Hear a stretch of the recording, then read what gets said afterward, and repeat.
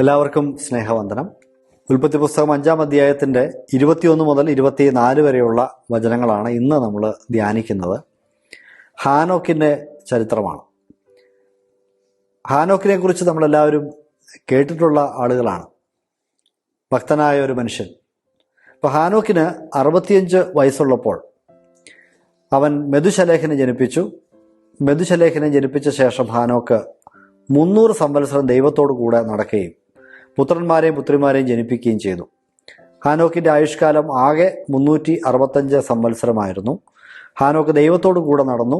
ദൈവം അവനെ എടുത്തുകൊണ്ടതിനാൽ കാണാതെയായി.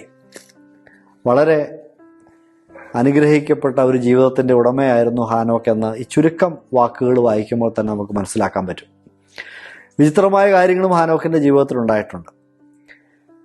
ഹാനോക്കിനെ കുറിച്ച് പ്രധാനമായിട്ടും പറയുന്നത് അദ്ദേഹം 300 സംവത്സരം ദൈവത്തോട് കൂടെ നടന്നൊരു മനുഷ്യൻ എന്ന നിലയിലാണ്. ദൈവത്തോട് കൂടെ, ദൈവത്തോട് ചേർന്ന് നടക്കാനായിട്ട് സാധിക്കുന്നത് എത്ര വലിയ ഒരു ഭാഗ്യമാണ്. ദൈവത്തോട് അദ്ദേഹം ചേർന്ന് നടന്നു എന്ന് മാത്രമല്ല, അദ്ദേഹത്തിന് അനേക പുത്രീപുത്രന്മാരും ഉണ്ടായി എന്നടുത്ത വചനം കാണുന്നു. ഇന്ന് പല ആളുകളും ചിന്തിക്കുന്നത് ഈ ദൈവത്തോട് കൂടെ നടക്കാൻ തുടങ്ങിയാൽ പിന്നെ ഏതാണ്ട് ഒരു സന്യാസിയായി ജീവിക്കണം എന്നാണ്. പിന്നെ ഭാര്യയും മക്കളും ഈ ലോകത്തിൻ്റെതായ യാതൊരു വിധത്തിലുള്ള നന്മകളും ആസ്വദിക്കാനായിട്ട് കഴിയാത്ത ഒരു ജീവിതമായിട്ട് ഭക്തിയുടെ മാർഗം ആളുകൾ തെറ്റിദ്ധരിക്കാറുണ്ട് എന്നുള്ളത് ശരിയാണ്. ദൈവത്തിൻ്റെ വചനം പറയുന്ന ഭക്തി ജീവിതം, വിശ്വാസ ജീവിതം യാതൊരു വിധത്തിലുള്ള നിറങ്ങളുമില്ലാത്ത ഒരു വരണ്ട ജീവിതമല്ല. അവിടെ കുടുംബജീവിതമുണ്ട്, അവിടെ ഭാര്യയുമൊത്തുള്ള ആസ്വാദനമുണ്ട്, മക്കളുണ്ടാകുന്നുണ്ട്, നല്ല ഭക്ഷണം കഴിക്കുന്ന അനുഭവങ്ങളുണ്ട്. പാപകരമല്ലാത്ത എല്ലാ ആസ്വാദനങ്ങളും ദൈവത്തോടുള്ള ബന്ധത്തിൽ മനുഷ്യന് സാധ്യമാണ്. അതൊന്നും ദൈവം വിലക്കിയിട്ടുള്ള കാര്യങ്ങളല്ല. 300 സംവത്സരം ദൈവത്തോട് കൂടെ നടന്ന ഒരു മനുഷ്യന്റെ ജീവിതത്തെക്കുറിച്ചാണ് നമ്മൾ വായിച്ചത്. അവൻ ദൈവത്തോട് കൂടെ നടന്നു, അനേക പുത്രീപുത്രന്മാരെ ജനിപ്പിച്ചു. ഹാനോക്കിനെ കുറിച്ച് ഒരുപക്ഷെ ഈ വേദഭാഗത്ത് രേഖപ്പെടുത്താത്ത മറ്റൊരു കാര്യം യൂദായുടെ ലേഖനത്തിൽ നമുക്ക് കാണാം. അതിന്റെ 15-ാമത്തെ വചനത്തിൽ ഹാനോക്കിനൊരു പ്രവാചകനായിട്ടാണ് യൂദ അവതരിപ്പിക്കുന്നത്. കർത്താവായ യേശുക്രിസ്തുവിന്റെ 2ാമത്തെ വരവിനെക്കുറിച്ച് 1000 വിശുദ്ധന്മാരുമായി കർത്താവ് വരുന്നതിനെക്കുറിച്ച് ഹാനോക്ക് പ്രവചിച്ചു എന്ന് പറയുന്നുണ്ട്. ആദാം മുതൽ 7ാമനായ ഹാനോക്കും എന്ന് പറഞ്ഞിട്ടാണ് ആ വാക്യം പറയുന്നത്. ഒരുപക്ഷെ ആദ്യത്തെ പ്രവാചകൻ ഹാനോക്കാണ്. പ്രത്യേകിച്ചും കർത്താവായ യേശുക്രിസ്തുവിന്റെ 2ാമത്തെ വരവിനെക്കുറിച്ച് വളരെ വ്യക്തമായി പ്രവചിച്ച ഒരു വ്യക്തിയാണ് ഹാനോക്ക്. ഹാനോക്കിന് എങ്ങനെയാണ് ഈ യേശുക്രിസ്തുവിന്റെ വരവിനെക്കുറിച്ചൊക്കെ മനസ്സിലായത്? ദൈവം ഭാവിയിൽ ചെയ്യാൻ പോകുന്ന കാര്യങ്ങളെക്കുറിച്ചൊക്കെ എങ്ങനെ മനസ്സിലായെന്ന് ചോദിച്ചാൽ, ഈ ദൈവത്തോടു കൂടെയല്ലേ എല്ലാ ദിവസവും നടക്കുന്നത്. 300 സംവത്സരം ദൈവത്തോട് കൂട്ടുകൂടി നടന്നപ്പോൾ ദൈവം ഹാനോക്കിന് ഒത്തിരി കാര്യങ്ങൾ വെളിപ്പെടുത്തി കൊടുത്തിട്ടുണ്ട്. തീർച്ചയായിട്ടും ദൈവം ചെയ്യാൻ പോകുന്ന കാര്യങ്ങൾ, ഭാവി പരിപാടികളെക്കുറിച്ചൊക്കെ ദൈവം പറഞ്ഞു കൊടുത്തിട്ടുണ്ട്. ആ നിലയിൽ ദൈവം വെളിപ്പാടുകൾ നൽകിയ ഒരു മനുഷ്യനായിരുന്നു ഹാനോക്ക്. ദൈവത്തോട് ചേർന്ന് നടന്നതുകൊണ്ട് ദൈവത്തെ പ്രസാദിപ്പിച്ചു എന്ന സാക്ഷ്യം പ്രാപിച്ചു എന്നാണ് എബ്രായ ലേഖനം 11-ാം അധ്യായത്തിൽ ഹാനോക്കിനെ കുറിച്ച് പറയുന്നത്. ദൈവത്തെ പ്രസാദിപ്പിച്ചു എന്ന് സാക്ഷ്യം പ്രാപിച്ചു. എങ്ങനെയാണ് ആ സാക്ഷ്യം പ്രാപിച്ചത്? അതിന്റെ തെളിവെന്താണ്? കാരണം ദൈവം അവനെ എടുത്തുകൊണ്ടു. മരണം കൂടാതെ ദൈവം എടുത്തുകൊണ്ടുപോയ ഒരു മനുഷ്യനാണ് ഹാനോക്ക്. സ്വർഗത്തിലേക്ക് എടുക്കപ്പെട്ട ഒരു മനുഷ്യൻ. എത്ര അനുഗ്രഹിക്കപ്പെട്ട ഒരു ജീവിതമായിട്ടാണ്. അങ്ങനെ എടുക്കപ്പെട്ട മറ്റൊരാളാണ് ഏലിയാവ് എന്നുള്ള കാര്യം നമുക്കറിയാം. എങ്കിലും ആദ്യം ദൈവത്തിന് പ്രസാദം തോന്നി, അവൻ്റെ വിശ്വാസത്തിൽ പ്രസാദിച്ച് ദൈവം എടുത്ത ആദ്യത്തെ മനുഷ്യൻ ഹാനോക്കാണ്. ദൈവത്തോട് കൂടെ നടക്കുന്നവർക്ക് മാത്രമേ ദൈവത്തെ പ്രസാദിപ്പിക്കാൻ കഴിയൂ. ദൈവത്തെ പ്രസാദിപ്പിക്കുക എന്ന് പറഞ്ഞാൽ ദൈവത്തിന് ഇഷ്ടമുള്ള കാര്യങ്ങൾ ചെയ്യുക എന്നാണ് അർത്ഥം. ദൈവത്തിൻ്റെ ഇഷ്ടം എങ്ങനെയാണ് നമുക്ക് തിരിച്ചറിയാൻ കഴിയുക? ദൈവത്തോട് ചേർന്ന് നടക്കുമ്പോഴാണ്. ഏതൊരു വ്യക്തിയോടും നമ്മൾ കൂട്ടുകൂടി നടക്കുമ്പോഴാണ് ആ വ്യക്തിയുടെ ഇഷ്ടങ്ങളും അനിഷ്ടങ്ങളും ഒക്കെ നമുക്ക് മനസ്സിലാകുന്നത്. എന്ന് പറഞ്ഞതുപോലെ ഹാനോക്കിന് ദൈവത്തിൻ്റെ ഇഷ്ടാനിഷ്ടങ്ങൾ മനസ്സിലാക്കുവാനായിട്ട് കഴിഞ്ഞു.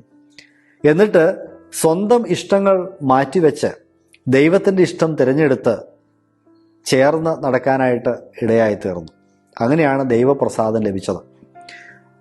നമ്മുടെ ഏറ്റവും വലിയ പ്രശ്നങ്ങളിലൊന്ന് എൻ്റെ ഇഷ്ടത്തിനനുസരിച്ച് ജീവിക്കണം എന്ന ചിന്തയാണ്. എന്നാൽ നമ്മുടെ ഇഷ്ടങ്ങൾ പലപ്പോഴും ജഡത്തിൻ്റെ ഇഷ്ടങ്ങളാണ്, ലോകത്തിൻ്റെ ചിന്തകളാണ്. അത് നാശത്തിലേക്ക് നമ്മെ കൊണ്ടെത്തിക്കുന്നതാണ്.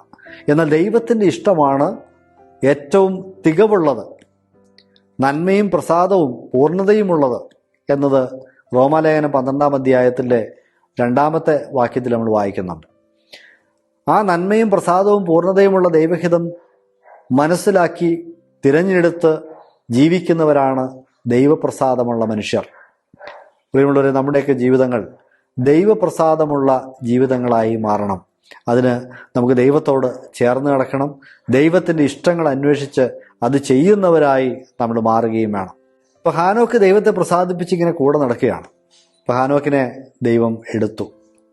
അതിനെക്കുറിച്ച് ഒരു രസകരമായ കഥ യഹൂദന്മാരുടെ ഇടയിലുണ്ട്. എല്ലാ ദിവസവും ദൈവവും ഹാനോക്കും ഇങ്ങനെ ഒരുമിച്ച് നടക്കും. വൈകുന്നേരം വരെ ഇവരൊരുമിച്ചാണ്.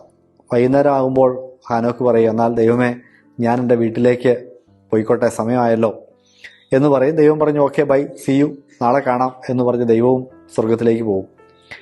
ഇങ്ങനെ 300 വർഷങ്ങൾ കഴിഞ്ഞപ്പോൾ വീണ്ടും ഒരു സായാഹ്നത്തിൽ ഹാനോക്ക് ദൈവത്തോട് വിട പറയാനായിട്ട് ശ്രമിക്കുകയാണ്.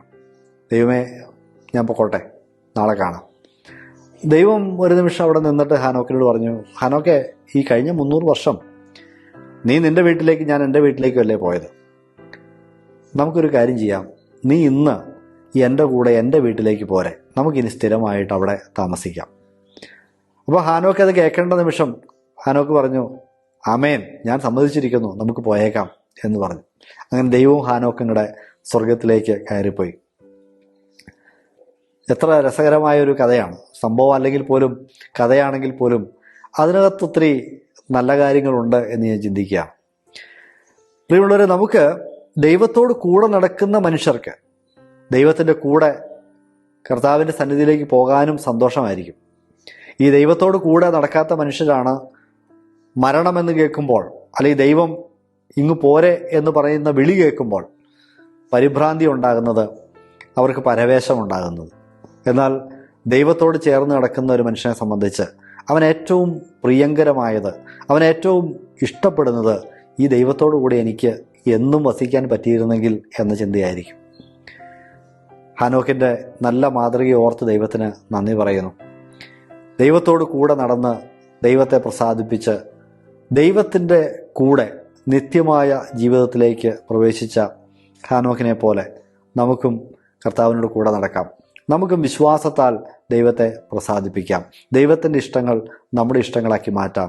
കർത്താവിനോട് കൂടെ വസിക്കുന്നത് ഏറ്റവും വലിയ സന്തോഷമായി, ഏറ്റവും വലിയ പ്രത്യാശയായി, പ്രതീക്ഷയായി നമുക്ക് സൂക്ഷിക്കാം. ദൈവം നമ്മളെ എല്ലാവരെയും അനുഗ്രഹിക്കുമാറാകട്ടെ.